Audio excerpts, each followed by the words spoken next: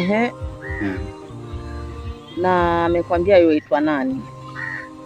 Ameniambia anaitwa Aisha.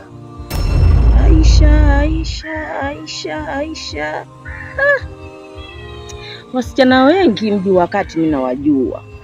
Lakini sijasikia msichana ambaye yuaitwa Aisha. Yuko vipi huyo msichana? Hicho kinakaa kinenenene, mfupi. Yaani siwezi muelezea mambo yake kwa sana kwa sababu nimemuona hivi leo. Sasa nataka ukuuliza hivi mwanangu.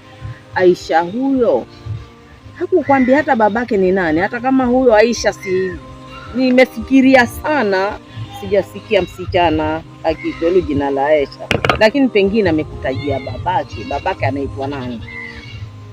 Hapana, hajanitajia babake, lakini nahisi kama haitwi Aisha, atakuwa ameniongopea.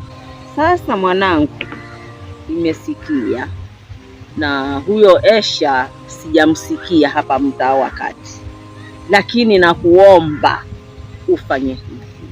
Yule msichana mchunguze vizuri mpaka umjue kwao ni wapi, nyumbani kabisa, si akwambie mimi naishi mji wakati.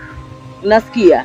Ukimjua kwao uje mpaka hapo niambie, shangazi, huyo msichana yuatoka mji fulani, mimi nianze uchunguzi, kwa sababu weza sema ni mke, kumbe si mke mwanangu, ukaleta mashaka hapa nyumbani, ukaleta shida.